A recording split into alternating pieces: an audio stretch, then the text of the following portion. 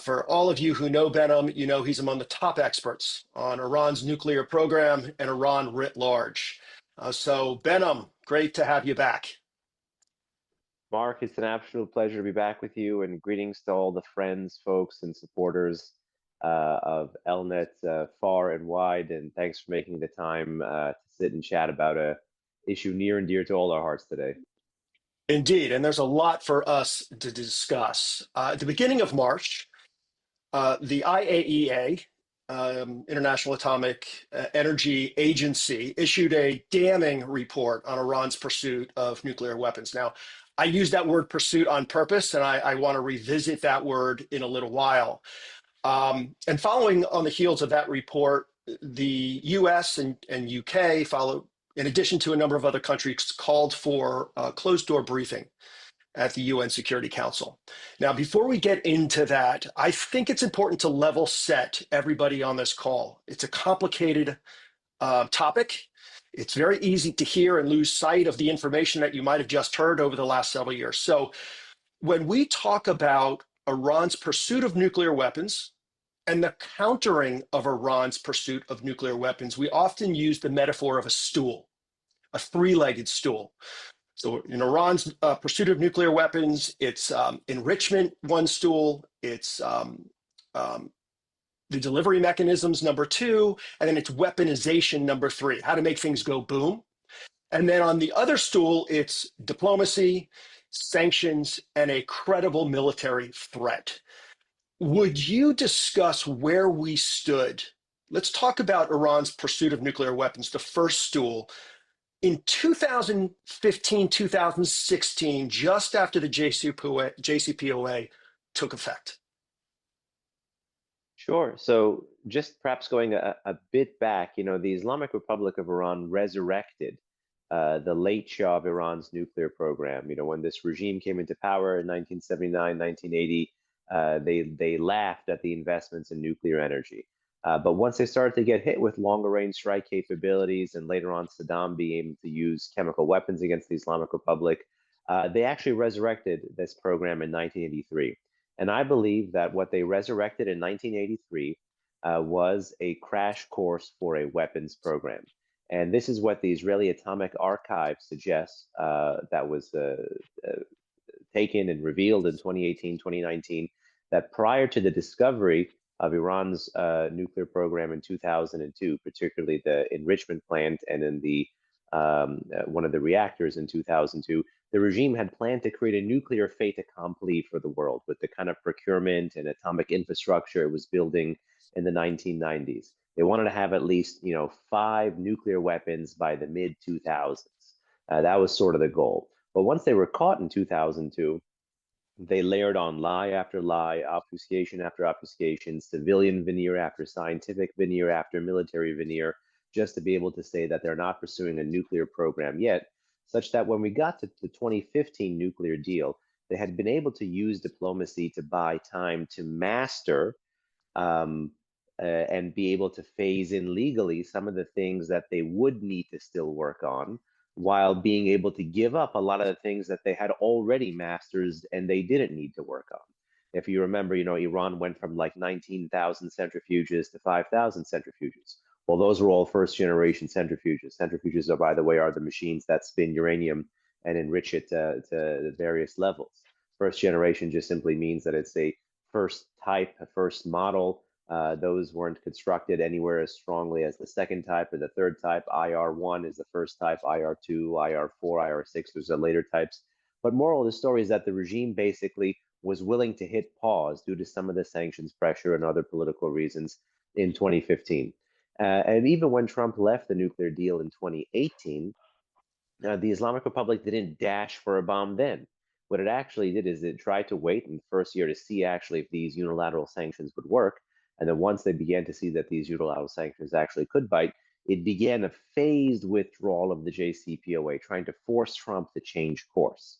But once it saw a drastically different approach, and a willingness to return to the JCPOA under the Biden administration, the incremental nuclear escalation that we saw from 2019 to 2020 became significant nuclear escalation, such that What we saw by the end of 2021 was the Islamic Republic being able to achieve things, A, that it had threatened to do about a decade or so ago, now a little over a decade and a half ago, like enrichment to 60% purity.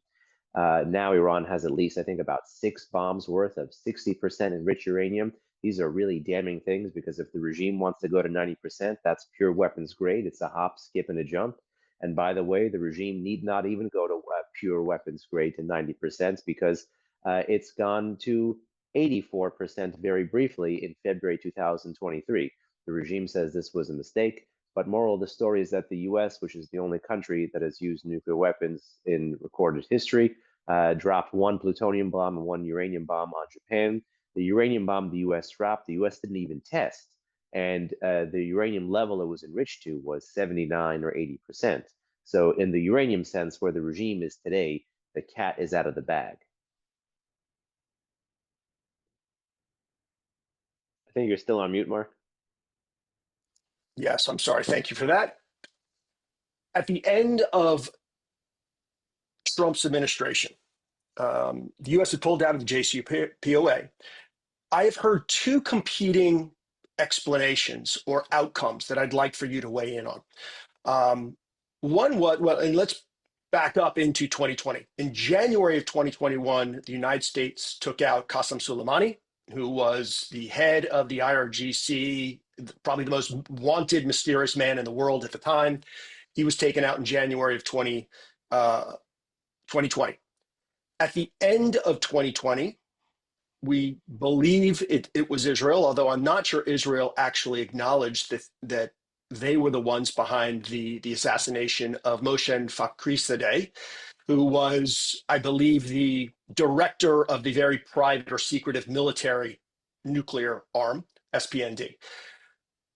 Did Iran pause their program as a result of those, or did they ramp up their program as a result of that? And I think it's important to try to figure out if there's cause and effect here in how Iran makes its decisions based on actions of the United States, and let's even say the E3. So what happened actually as a result of those? Well, forgive me for resetting the timeline, but the 2020 was kind of like 2024 in annus horribilis for the Islamic Republic. It started with the loss of its chief terrorist at the hands of the U.S., and it ended with the head of its military nuclear program being taken out almost assumedly now by the Israelis. 2024, you've seen the Islamic Republic lose a bunch more, but those two hits, the hit against the chief of the terrorist apparatus and against the chief of the military nuclear program, did not alter fundamentally the Islamic Republic's nuclear, I don't want to say trajectory, but did not fundamentally alter the Islamic Republic's nuclear strategy. Because the Islamic Republic's nuclear strategy, once the US left the JCPOA, was basically foretold. It was absorption from May 18 to May 2019. Then from May 2019 to about November 2020, it was incremental, or the fancy term is graduated escalation. And then from about November, December 2020, January 2021, up until the present, it's been a significant escalation. And some of this escalation is cross-domain. Sometimes they'll ramp up something on the nuclear file. Sometimes they'll complement that with something on the region. Other times they'll do more repression at home, hoping to look tougher abroad. Sometimes they'll look tougher abroad, hoping to repress more at home.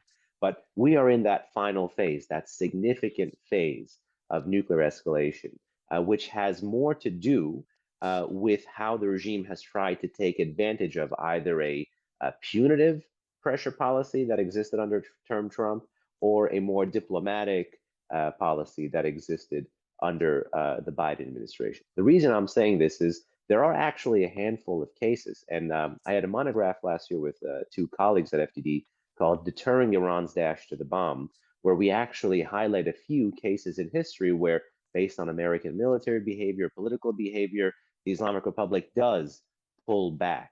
When you mentioned that word, that P word, Mark, pause, the regime has really only paused the military element of its nuclear program, according to US intelligence, 2002, 2003, with the US invasion of Iraq.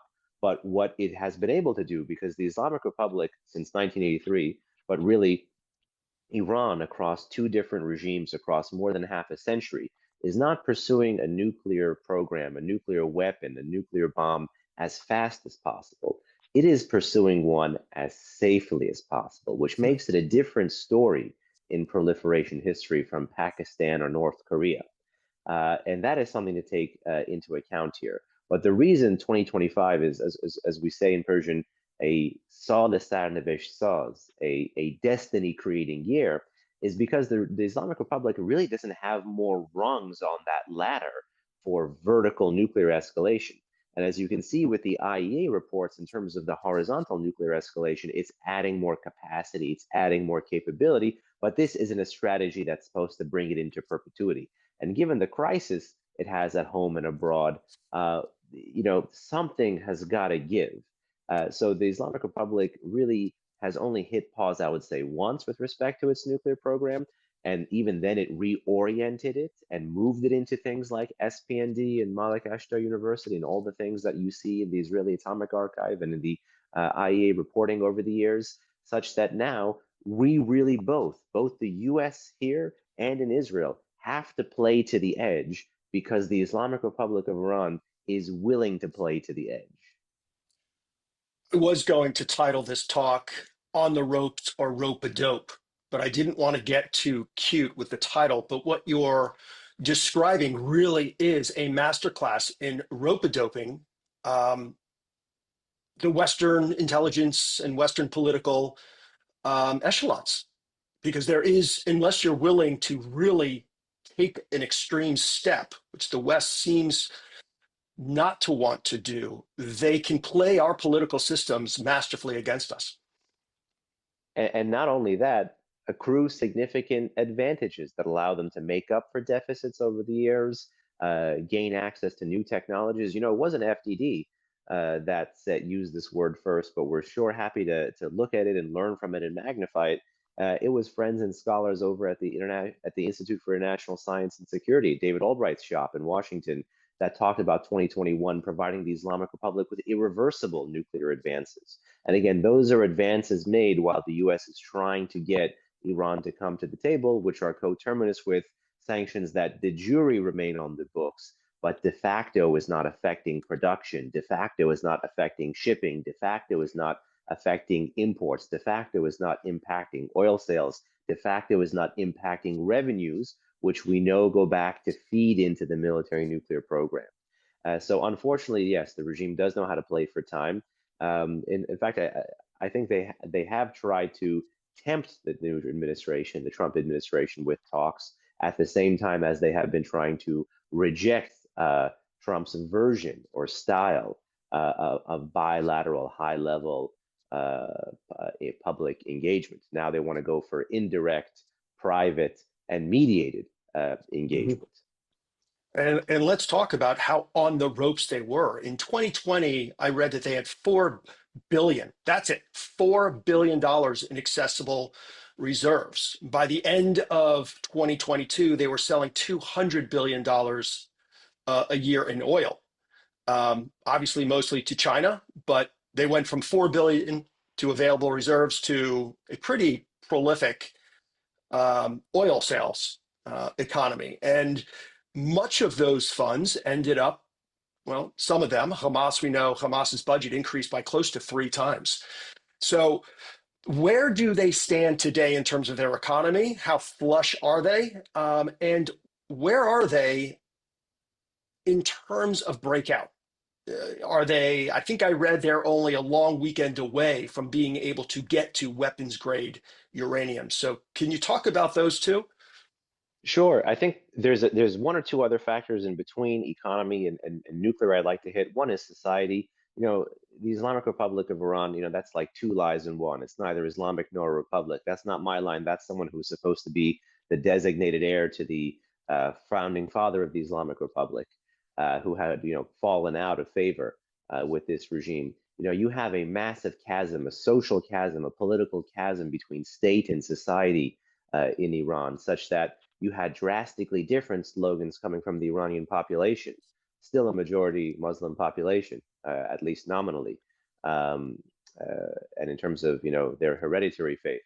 that compares drastically even to Muslim majority countries that are US partners and allies in the Middle East and around the world after October 7th. There is already, I would say, ample track record of the Iranian people coming out and protesting since 2009, saying, not Gaza, not Lebanon, my life only for Iran. Those protests have intensified since 2017, 2018, 2019, 2020, 2021, 2022. You had the Women Life Freedom movement for almost a year, rock And the just pause there, regime's just so everybody foundations. knows, the Women's Life Freedom Movement was Masih Amini, the young woman, right, who died at the hands of the morality police, which spawned Yeah, huge protests. an innocent 22-year-old Iranian Kurdish woman, not knowing that simply by loosely wearing her veil, she was going to beget this nationwide uprising. This is kind of the razor's edge that the regime and, more importantly, the society is on.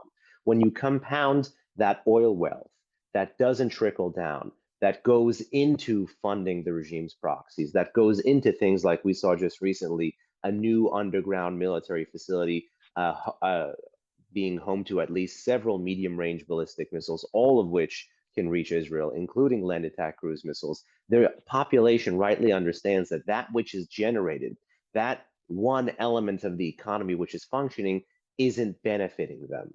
So you see major class divides, major society divides, the divide between the prism that matters for the government of Iran, it's Islamism, for the people of Iran, it's nationalism. These two things are like oil and water. They fundamentally don't mix. That's why you have, the most anti-Israel, anti-Semitic regime in the region being the Islamic Republic, and some of the most pro-Israel population in the Middle East being the Iranian people. You see this in terms of tweets and messaging and protests, friendship committees, Iranians not trying to step on the Israeli flag whenever it's painted in front of a government office or in front of a university. There are countless examples of this kinds of stuff that constitute day-to-day resistance. When you add this with the environmental stresses due to the regime's mismanagement, the water crisis in that country, which the Israeli public diplomacy has rightly latched onto, it is more a crisis. It is more a matter of when than not if the next crisis is coming. And when you marry all of that together with the military defeats imposed on the regime in response to two historic attacks by the Iranians in April and in October, directly and kinetically against the Israelis. I mean, take some of this literature about deterrence that I have behind me and throw it out the window, because Israel, which is allegedly a nuclear weapon state, and even Pakistan, which is a nuclear weapon state, these countries, Israel and Pakistan, were attacked in 2024 by the Iranians. Once Pakistan in January, twice Israel, once in April, once in October, by ballistic missiles. And in the Israeli case, ballistic missiles that were capable of carrying a nuclear warhead. And despite one side having a nuclear capability or nuclear weapon and the other side not, it was insufficient to deter this regime. So this is the level of risk taking that this regime, with its back up against the wall, that knows it has no legitimacy at home, that knows it has no legitimacy abroad, this is the kind of risk taking this regime is engaging in. So from a domestic perspective, from a military perspective, things are not looking great. Now, from the nuclear perspective, this is where the regime is putting all its eggs in this basket. This is high risk, high reward for the regime and also for the Trump administration, try to get the nuclear issue right. Because with the demise of some of its key proxies, down but not out Hezbollah, down but not out Hamas, the Houthis still there, but not, the only, not a replacement for being able to fire much more closely and directly from Israel south and north, like Hezbollah and Hamas. The loss of Iran's sole state ally, the Assad regime in Syria. This is history-making stuff. So when you have these defeats, the regime and the successful interception by the Israelis, the Americans, and even an international coalition in April and October against cruise missiles, drones, and ballistic missiles that the Iranians fire, and then being able to strike by Israel essentially any above ground target like radars and missile production facilities and whatnot, you have the regime looking to increasingly rattle the nuclear saber, taking a page from Putin's playbook. And remember that argument that we talked about before 2002? They tried to create a nuclear fait accompli. Now they're going to try to take all of their weaknesses and turn that into a nuclear fait accompli again. Ride off of the back of Israel's military successes, ride off of the back of the US max pressure economic successes we're seeing thus far, and say, if I jumped off the building, it's not because I jumped, It's because you pushed me. The regime, as you see in the past year, is creating a series of arguments that it already has the capability to produce a nuclear weapon, that it will be forced to produce a nuclear weapon, that perhaps Hamas and Hezbollah officials would have been alive if the regime already had a nuclear weapon, and there's pressure from parliament, crazy hardliners. They're pushing the Islamic Republic even further. So official breakout estimates, the time to get 90% enriched uranium, that's less than a week. That's just a handful of days, about 5 days, give or take a day. This still needs to be weaponized, and the estimates for being weaponized for a crude nuclear device, less than 6 months. Again, you don't have to take our word for that. You can even see the New York Times back in February said something to that effect. And this is an intelligence guessing game here, anywhere from 6 months to 12 months to 18 to 24 to 36 months for the full weaponization and the mounting of it onto a ballistic missile and the testing and to create a small arsenal. But really, I would say this is where, if you look at the equation, it's more a matter of the regime choosing to do this. It's more about their choice for the timeline than the actual timeline itself, because it's an intelligence question as much as it is a political science question. All right. So you've made a strong case. You've convinced me. Okay. You've convinced me that Iran is pursuing, I want to get back to the word pursuing nuclear weapons. But the Office of the Director of National Intelligence doesn't seem to think so. In an astounding report, and I'm going to quote this, the DNI said, the IC, intelligence community, continues to assess that Iran is not building a nuclear weapon, and Supreme Leader Khamenei has not authorized the nuclear weapons program he suspended in 2003. DNI goes on to say the intelligence community continues to monitor closely if Iran decides to reauthorize its nuclear weapons program. Okay, so Iran has reduced its breakout of nuclear weapons or grade uranium to a handful of days, a week at the most. It has improved every leg of its stool, where the intelligence community knows that weaponization is increasing, that delivery mechanisms are increasing, that enrichment is increasing. Is the DNI just saying, well, we don't see a nuclear weapon, therefore it doesn't exist? I mean, how do you make sense of this complete disconnect? Now, I have a thought on it, and I'd like to get your thoughts as well before we jump into it. This strikes me as an egregious case of outcome bias.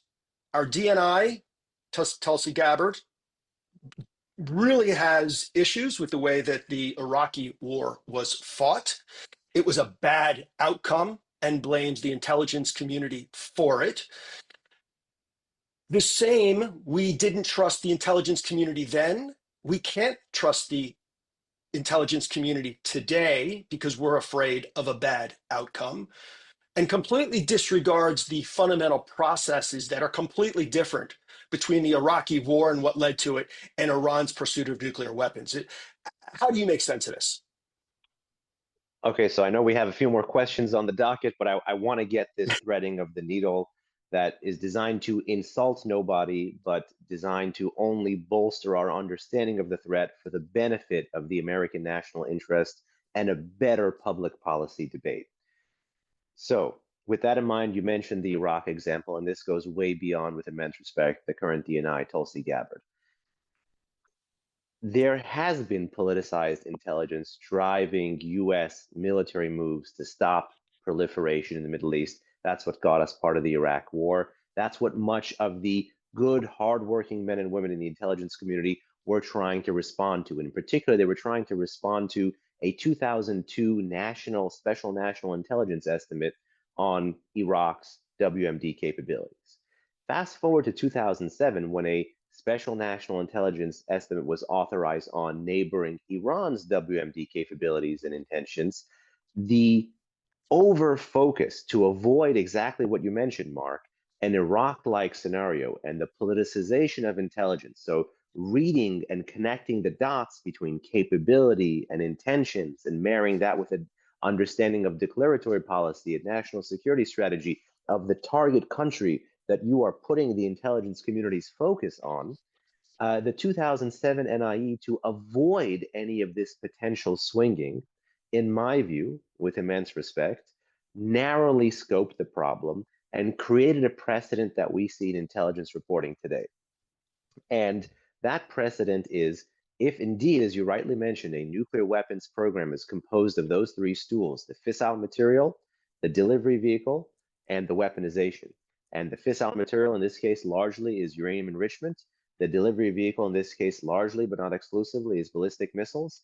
And in this case, weaponization is the series of things to actually produce that uranium metal core, fuse that, marry that with high explosives, be able to develop a reentry vehicle that would shield this, and be able to model and simulate what it would be like could this actually reach its target.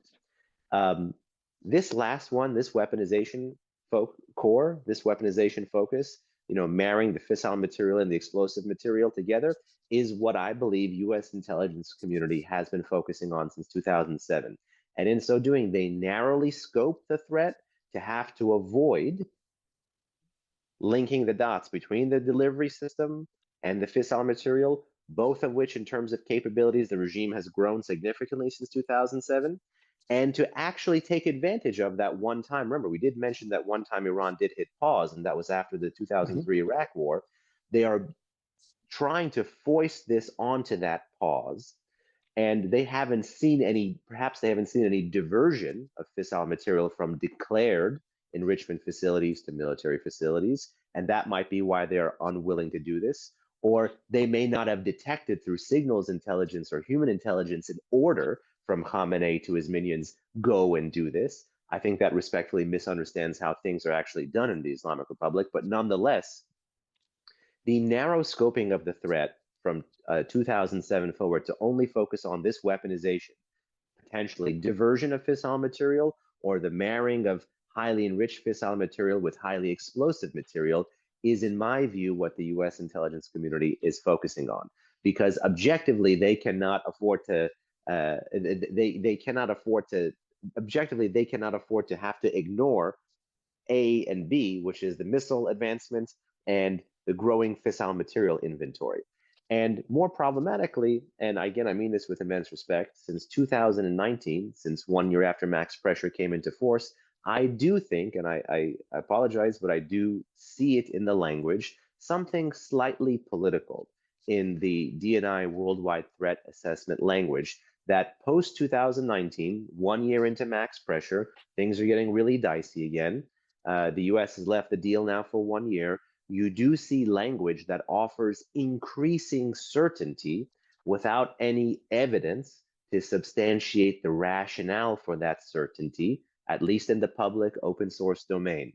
Now, this is a little bit odd because, well, in 2023 or 24, if I'm not mistaken, you had a 24, you had US and Israeli intel detect computer modeling and some metallurgy work in Iran that could be used for a nuclear weapon. The Israelis and the Americans had to tell the Iranians to knock it off.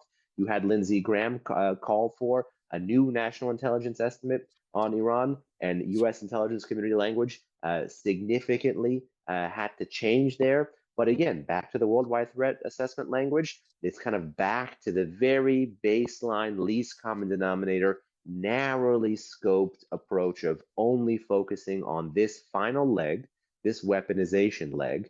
And I think failing to connect the dots between the missile program, the fissile material, and that which may be going on with Iranian scientists.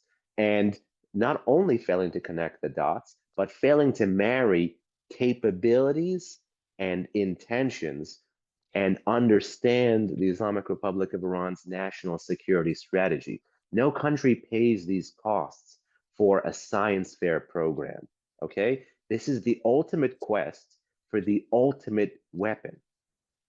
And I think our intelligence men and women rightly are trying to avoid a catastrophic conflict, but at the same time are doing so by over focusing on one very technical leg of this triad that I fear in the long run will mean that the intelligence community will be best placed to respond to and detect after Iran goes nuclear, rather than have this group of distinguished scholars and analysts lead the conversation as to how do we stop them from going nuclear. So forgive me for having to lay all that out, but this No, is that was very right. important.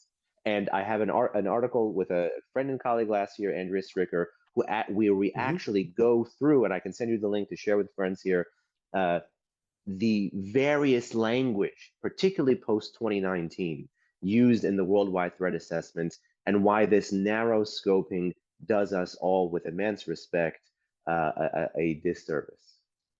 Yeah, it strikes me that the intelligence community's responsibility is to provide the intelligence without editing, guidance objectively. This seems to strike me as them doing some editing to preclude a particular outcome they don't like. That doesn't strike me as the job per se of the intelligence community, but I could be wrong in that regard. So let's talk about what this means. The DNI says this is what we believe. Trump, the Trump administration has been rather bellicose recently. We know that the UK came out pretty strong following the closed door session at the UN Security Council, saying that they're ready to trigger snapback sanctions. The E3 for the last several years has been well out front of the United States. What impact does this DNI statement have, if any, on global response towards Iran?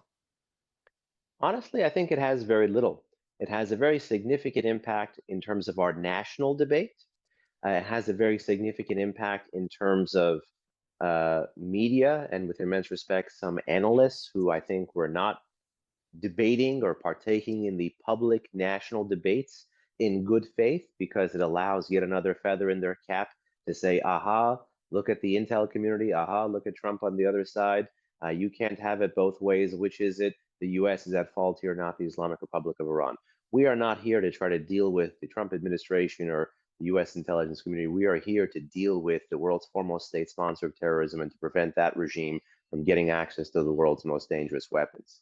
And so I think when you zoom out of the picture, we can take a sigh of relief that these kind of clunky one-step, two-step, narrow scoping that we've seen from the worldwide threat assessments isn't really something that is affecting US policy at the moment towards Iran, isn't affecting the posture and the assessment of our partners in the region towards the Islamic Republic of Iran. Again, you don't have to take it from me. Take it from the E3 in, I think, 2021, late 2021. They talk about Iran's advances in its nuclear program eroding the counterproliferation benefits of the JCPOA. Well, what was the JCPOA designed to do? Designed to stop an Iranian nuclear weapon. So if what Iran is doing on the ground is eroding the chance to get that deal that was supposed to prevent a nuclear weapon, well, then maybe that which Iran is doing on the ground is trying to put Iran in the position to get a nuclear weapon. So I, for one, hats off to ELNET and FELNET. I know you guys are very active abroad as well. Many of the change in the European posture from 2021 to 2024 on the Iran threat was due to the advocacy and good work of you guys across the pond, such that today it's not just the UK, it's the E3, it's many in the European Union who are looking to this snapback option as a potential way to deal with the Islamic Republic's growing nuclear infrastructure and capability. So long story short, I think that statement has been freeze framed and screenshotted much more politically than in terms of our policy debates here. And I think that's a good thing. I want to transition a little bit away from the nuclear program to Iran and the Iranian people. Iran, as you said just a few minutes ago, highly vulnerable. Its defense capabilities are degraded. Its proxies and response capabilities degraded. I heard that in 1979, the real to dollar ratio was 30-1. In, I think, 2015, it was 30,000 or 35,000 to 1. And today it's roughly 1,000,000 to 1. The regime is weak. I read last week a commentary about, I think it's called Nowruz, Nowruz, the Persian New Year, which I believe, and you correct me if I'm wrong, you're the expert, is a sort of a Zoroastrian pagan holiday and it fell on the same day as Ramadan, the beginning of Ramadan. And people were choosing to celebrate Nowruz as sort of a slap against the Iranian regime. Now, I want to tie this into a monograph that you wrote. You wrote it with two of your colleagues, one of whom was Andrea Stricker, who you mentioned a moment ago. And it's called Iran's Nuclear Disarmament, the only deal that protects US and allied security. Now, 95% of that monograph discusses what an ideal deal would look like. But in your last paragraph, you wrote the following, and this is where I want to go. Relatedly, if sanctions relief and other concessions strengthen the regime, then even a sound nuclear-only agreement will miss an opportunity to address the roots of Tehran's foreign aggression and domestic suppression, which is the nature of the regime. And it seems like you very subtly made a suggestion that there is another path that results in a better outcome. And I'm going to say it. It's a phrase you're not supposed to say above a whisper, but is it regime change? And is a deal the best outcome that guarantees security? Or is this just the best thing we can hope for? Why did you choose to go down one path, which is the deal, as opposed to addressing regime change possibilities? Sure. Well, I think there is a marriage between the tools the Trump administration has and can pursue that would help it both in terms of the counterproliferation strategy, as well as a potentially larger and I would say more important counter regime strategy. Let me just, begin. Let's grab the third rail with both hands here.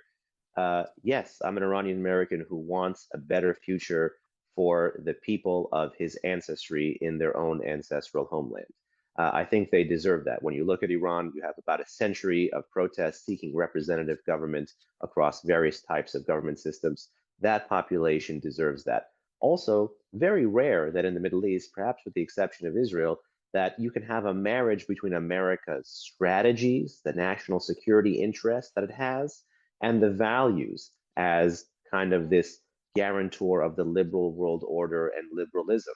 And Iran, if you get a fundamentally different kind of government there that represents the views, values, and interests of its own people, can be a complement to that, much more so than it even was even during the Cold War. So I think we lose sight of that when we only focus on the terrorism threat or the regional threat or the nuclear threat.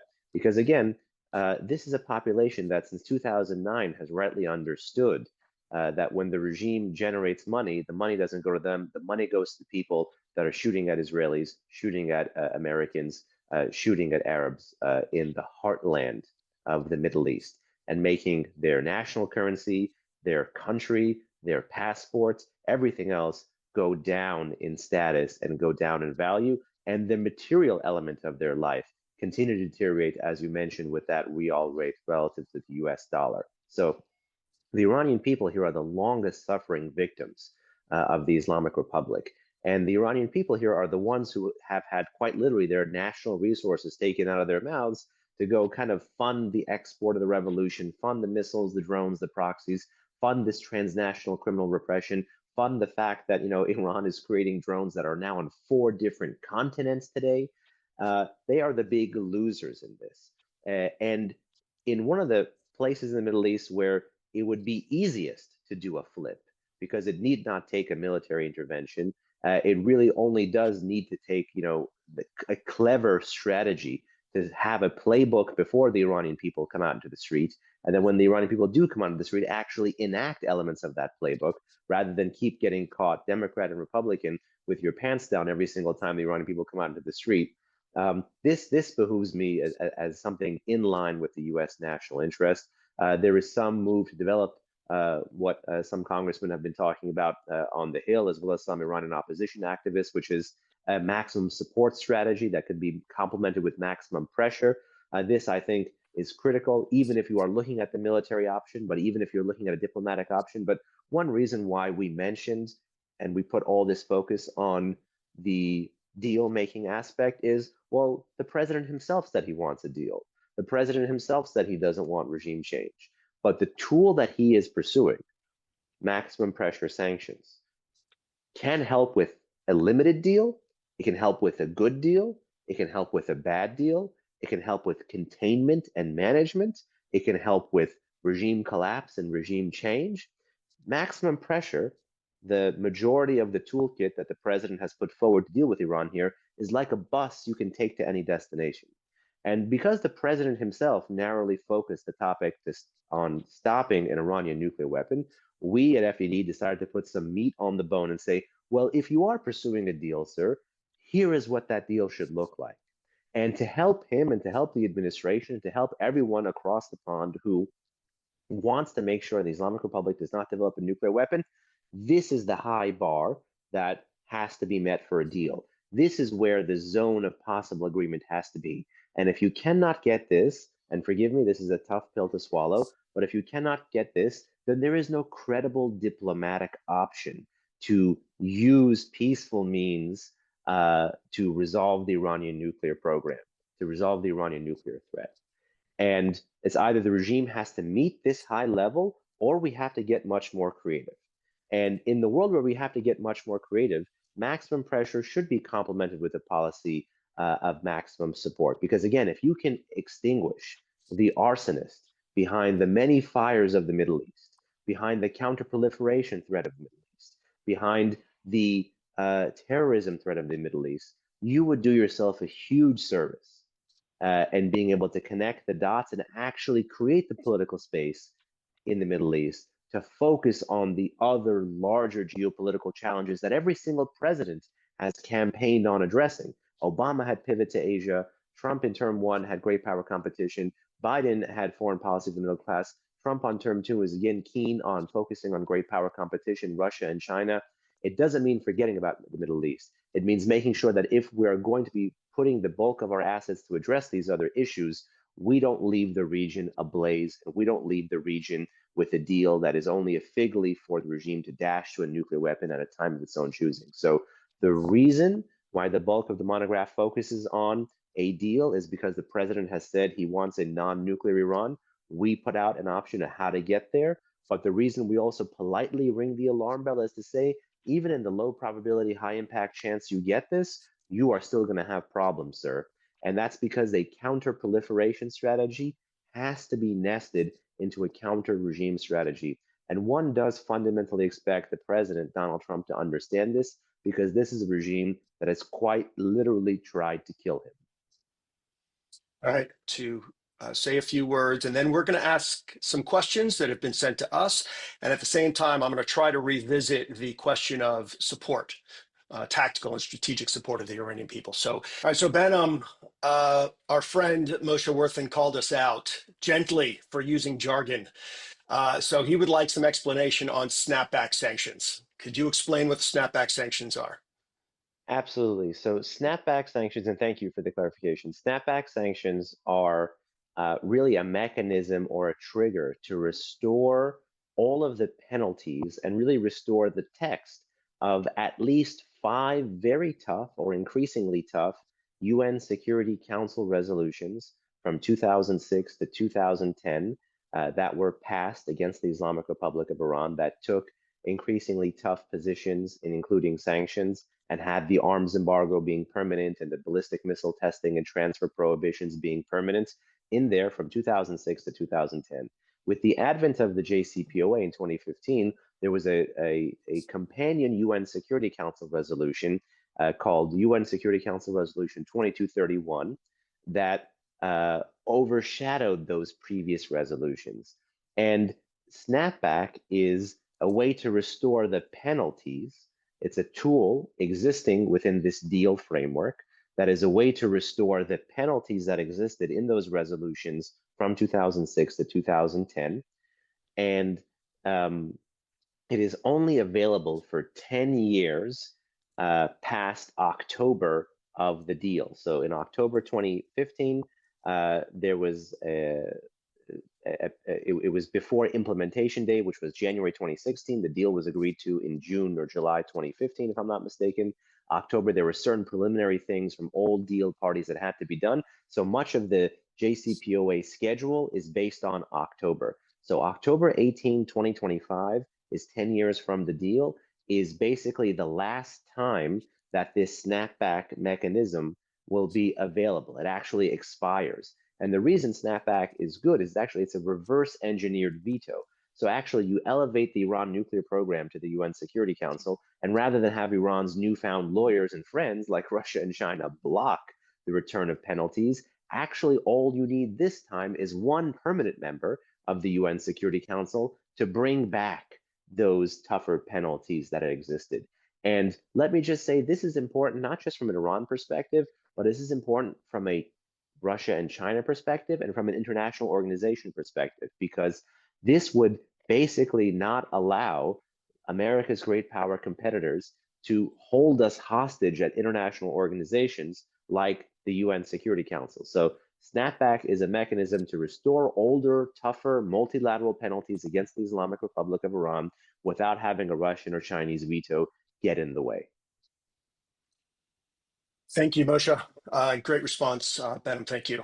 We've got a terrific question from Zoreh Mizrahi, and it ties into what I wanted to get back to as well. So I'm going to give Zoreh credit for helping me ask this question or find a way to get this question in. We talked about the three-leg stool as it pertains to countering Iran nuclear capabilities. And again, it was diplomacy, sanctions, and a credible military threat. But as you said a moment ago, support of the Iranian people is essential, and we have failed them repeatedly. It has not been a leg of the four-legged chair. And if anyone who's tried to stand on a three-legged stool, not that safe or stable. So if we are going to pursue something that is much more stable, it should absolutely have a fourth leg, and that's the support of Iranian people. And if we look back over the last 15 years, the 2009 Greve movement, we turned our backs on them. 2019-20, I remember that 1,500 Iranians were killed. We turned our backs then. 2022, as you referenced earlier, was the Masi Amani protests. 19,000 arrested across 134 cities and 132 universities. We turned our backs on them then. So this goes to my question and in part Zoreh's. I just heard Mark Dubowitz, CEO of FDD, speak with Crown Prince Reza Pahlavi, and he's eloquent in his discussion and his belief and his sincere desire for a secular democracy inside Iran, and he references past peaceful transitions. My question, and Zoreh's too, is what does that support look like from the United States, from Israel, from Europe? And does President Trump particularly have any vision for the future of Iran post blowing up their nuclear sites? Let me begin in reverse, and thanks Mark and Zohar for the excellent question. Because even if one is looking at just stopping the bomb rather than stopping the regime, you actually do need a ground game. You actually do need an understanding of what is happening on the ground, because what we hear at FED and people who speak on the Iran issue, what we hear from inside is that one of the biggest fears of the population, actually the fear of military conflict, has dropped as the desperation in the country has actually increased. But what we do hear is what they fear is a post-91 Iraq scenario, where there is a limited military conflict that only focuses on an external facing security threat from that regime, but leaves an authoritarian despotic regime with all the capabilities of repression in place to signal strength abroad by cracking skulls at home. And that's what Saddam did in the 1990s, and that's what got us into the larger, more poorly planned conflict that came in 2003. And that's what the Iranian population does indeed worry about. So maximum support married with maximum pressure, there's tons of things that can be done. Step number one, no own goals. With immense respect, the president's Nowruz message this year, the Persian New Year message that he gave, needed to be much better, needed to mention something about standing with the Iranian people who are increasingly protesting. This is a population, by the way, which is largely supportive of Donald Trump. You know, I remember the graffiti after Trump killed Soleimani. There was graffiti across parts of the country that said, "Trump, good on you." This turned some of the paradigms we had about Trump and the Muslim world on its head, and it began inside of Iran. So never miss an opportunity to stand with the people and to stand against the government of the Islamic Republic of Iran. And I think the Nowruz address was indeed a missed opportunity, as was indeed the NSPM2, the National Security Presidential Memorandum Number 2. There was a whole host of things that the US rightly mentioned in there, like ballistic missiles and drones and terrorism and hostage taking, and only one throwaway line about standing with Iranian women. This is the kind of throwaway line that the Biden administration, no disrespect, would also kind of use as a human shield to have to avoid doing anything on the Iran file. So people in Iran expect better from the Trump administration, not because they're Republicans, but people in Iran expect better because Trump torpedoed the taboo that used to exist on both sides of the aisle in official Washington, that if you supported the Iranian people, even if only rhetorically, that rhetorical support would be the kiss of death. Because Trump torpedoed that in 2017, 2018, 2019, 2020, and it really lifted the expectations of the Iranian population, and it really gave them a bolt of energy and a wind beneath their wings. And it would be a shame to really ride that roller coaster down with no follow through. And perhaps more importantly, he signaled that you can rhetorically support the people and put pressure on that government, and the population will not turn against you because they rightly hold their own government responsible for their own shortcomings. One of the most famous chants starting in 2018 to present was, and they would go in front of government institutions when they were chanting this, they would say, our enemy is here. They lie when they say it's America. It rhymes in Persian. It's Doshmanamo haminjas durugh migan Amrikas. So this was one of the slogans that max pressure and kind of proto or pseudo max support was able to yield. But moving forward, we need to put meat on the bone. Meat on the bone means actually developing that bipartisan protest playbook.